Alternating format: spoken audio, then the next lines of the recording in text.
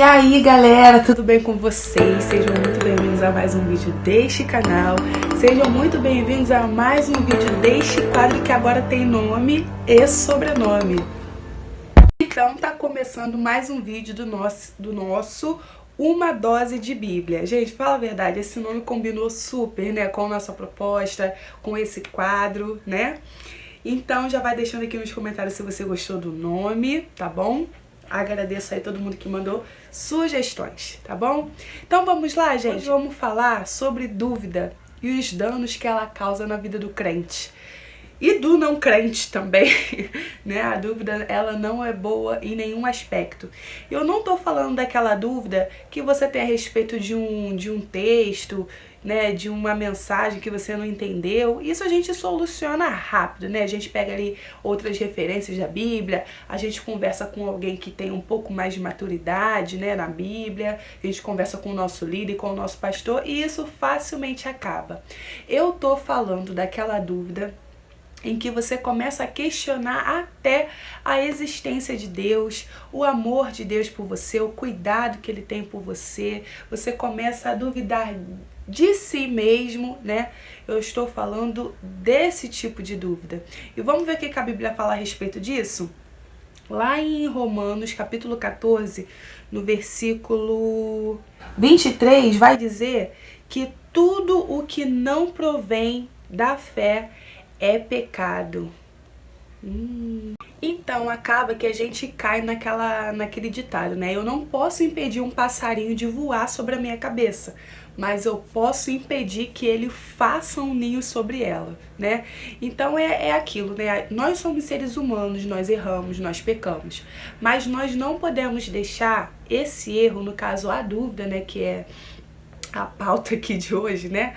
A gente não pode deixar que a dúvida se instale no nosso coração, né? A gente não pode dar lugar às frustrações, né? Ao ponto dela causar esse nível de dúvida na gente, né? Enquanto a dúvida, ela é a incerteza, é aquela instabilidade, você fica hesitando entre uma opinião e outra, você duvida a realidade de algo, de alguma coisa, né? Enquanto a dúvida é essa incerteza, essa instabilidade, a fé, Hebreus 11 vai dizer que a fé é a certeza do que se espera e convicção de fatos que não se veem. Então, como que eu vou crer em Deus que eu não vejo, né, fisicamente, com os meus olhos naturais, sem fé? E a dúvida, ela vai implicar diretamente com a nossa fé. Eu digo que a dúvida, ela é o empecilho do crescimento da nossa fé. Então vamos por partes. Nós já entendemos a diferença entre a dúvida e a fé. Elas são os dois extremos, né? São coisas totalmente diferentes. E a gente sabe que a fé, ela é um pilar da vida cristã. Hebreus 11, no versículo 6, vai dizer que sem fé é impossível agradar a Deus, né? E tem mais, e diz mais, que eu vou até ler aqui pra você. Diz que sem fé é impossível agradar a Deus e que qualquer um que se aproxima de Deus deve crer que Ele existe e que recompensa aqueles que sinceramente o buscam, né? Gente, isso aqui já é autoexplicativo, né? A dúvida, ela mina a nossa fé.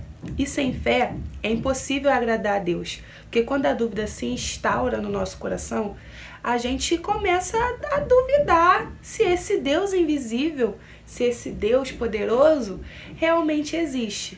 E aí a gente vai automaticamente se afastando da vida cristã. Vamos nos afastando da presença de Deus. Gente, a fé é algo tão poderoso, que Deus valoriza até uma fé mínima do tamanho do grão de mostarda.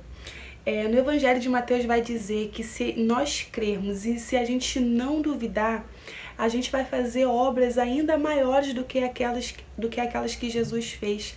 Ele exemplifica, né, que a gente pode dar ordem ao monte, dizer para ele, saia daqui e lança-te no mar, e assim vai acontecer. Tamanho é o poder da fé, o quanto que Deus valoriza a fé. Ele sabe das nossas limitações e ele identifica isso, ele reconhece isso. Que se a gente tiver uma fezinha pequenininha, ainda assim a gente é capaz de fazer grandes coisas. Ou seja, a fé ela é o combustível do cristão. Ela é o combustível da nossa vida. Mesmo que você, por exemplo, que esteja assistindo aqui, se você não crê em Deus, se você for um ateu, se você não for cristão, você tem fé em alguma coisa. E eu não estou dizendo isso no âmbito espiritual. O ser humano, ele vive de fé, ele tem que acreditar em alguma coisa para se motivar a trabalhar, a sair de casa, a alcançar suas metas, seus objetivos. Você tem que ter fé, você tem que crer em alguma coisa. Então, tenha isso bem esclarecido na sua mente, que a fé ela é o combustível da nossa vida. A diferença é que a gente precisa depositar a nossa fé no lugar certo, no lugar correto, ou na pessoa correta. Agora a pergunta que não quer calar. De repente, você pode estar se fazendo a seguinte pergunta. Tá bom, Lidiane, eu já entendi tudo isso, mas como que eu vou sanar a minha dúvida, como que eu vou adquirir mais fé? A palavra ela é tão poderosa, ela é tão maravilhosa, que ela também te dá essa resposta. Ela diz que a fé ela vem por ouvir e ouvir a palavra de Deus. E diz também que Deus e a sua palavra são um.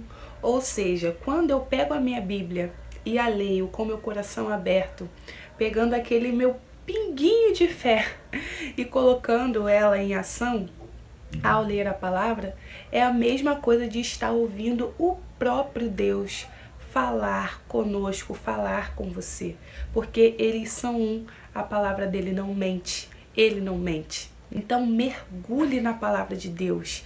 E aí, não fica só no ler, não fica só no adquirir.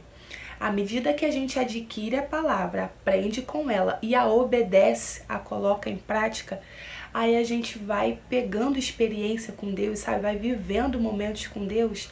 E assim, você pode até duvidar daquilo que eu falo pra você. Você pode até duvidar daquilo que o pregador falou no culto, daquilo que o pastor fala, mas não vai te restar dúvida quando você viver suas próprias experiências com Deus. Uma coisa é você duvidar do que você ouve, mas você vai duvidar daquilo que você mesmo vive? Então, voltando aqui, né, que eu tava falando que Hebreus 11 é conhecido como a galeria da fé, né, porque aqui ele fala de exemplos de homens que fizeram grandes coisas através da fé. Como que Deus abençoou eles, né? E a criança quase caindo ali, né? Em contrapartida, a gente vai encontrar na Bíblia referências de pessoas também que duvidaram, né? A gente lembra logo de quem? De Pedro, né? Que foi o único discípulo ali que teve a oportunidade, né, de andar sobre as águas, porque ele teve aquela fé, que eu falo até que a fé dele é aquele grão de mostarda que Mateus cita também, né? Porque ele estava caminhando sobre as águas, mas aí quando ele viu as ondas, quando ele viu o vento, a tempestade, ele começou a duvidar. E ele estava indo tão bem em direção a Jesus, caminhando sobre as águas, né? Igual Jesus. Mas quando ele duvidou, o que aconteceu? Começou a afundar. Então, assim, o que eu quero dizer para você é: mergulhe na palavra de Deus, busque ao Senhor de todo o seu coração. Busque como quem procura ouro, como quem procura dinheiro, sabe? E viva as suas próprias experiências, porque quando a palavra diz que, sobre aquele versículo que diz: quero trazer à memória aquilo que me dá esperança, são das coisas que a gente já vivenciou, que quando a gente está passando ali pelo momento difícil, a gente lembra das nossas experiências, a gente lembra daquilo que pode nos dar esperança de retomar o nosso caminho, de fazer a nossa vida seguir em frente conforme a vontade de Deus, ao ponto de a gente poder passar pelo que for e no final conseguir fazer a mesma declaração que Jó fez: antes eu te conhecia só de ouvir falar, mas agora os meus olhos te veem. né? Porque Jó, ele era um homem muito justo, ele era um homem reto, né?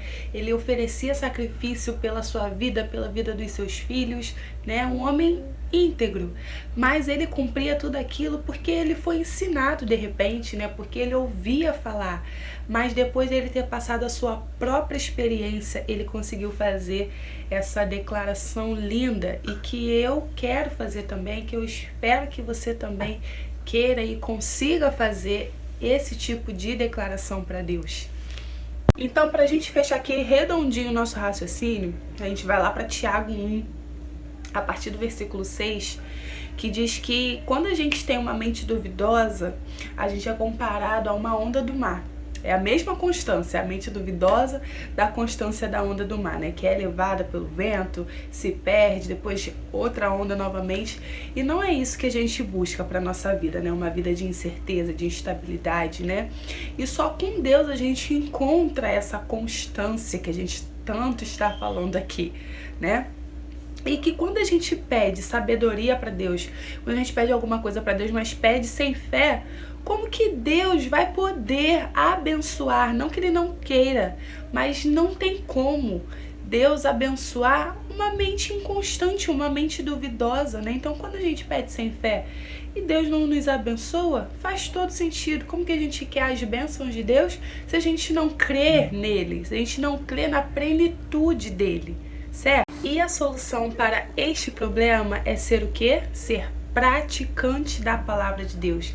Porque, gente, Tiago também vai dizer que a fé sem obras, ela é morta, certo? Porque eu demonstro a minha fé como? Através de ações, através das minhas atitudes.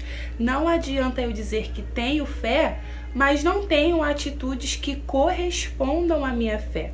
A fé, ela não é de falar, não é de, como é que fala? Declarar que você tem fé, mas é de demonstrar que você tem fé. Se você tem fé, você tem que ter os frutos da fé, beleza? Deu pra entender? Então, minha gente, que a gente tire a dúvida do nosso coração, porque ela nos afasta de Deus. Vou falar o mesmo versículo que nós falamos lá no comecinho. Tudo que não provém da fé é pecado, e o pecado causa separação entre Deus e o homem. E Deus não nos quer separados, Deus nos quer pertinho, Deus quer nos ajudar, Deus quer nos proteger, né? Deus quer ser aquele nosso amigo, aquele paizão mesmo, que é isso que Ele é para nós. É isso que Ele quer ser para nós, mas a gente tem que deixar, tá bom? Então, minha gente, foi esse o vídeo de hoje. Eu espero que você tenha gostado, espero que tenha feito algum sentido para você. Eu espero ter sido assim, só uma ferramentazinha para poder estar aí aumentando a sua fé, né? Juntos vamos aí igual as brasas, né, que juntas ali formam uma grande fogueira. É isso que eu quero para nós aqui nesse canal, tá bom? Se você conhece alguém que esteja precisando assistir esse vídeo para ali aumentar um pouquinho a sua fé, compartilha esse vídeo. E para me ajudar, curte, comenta, se inscreve no canal, tá bom? Ativa o sininho, que sempre que tiver vídeo novo por aqui o YouTube vai te avisar, tá bom? E é isso, minha gente. Fiquem com Deus e até o próximo vídeo. Tchau!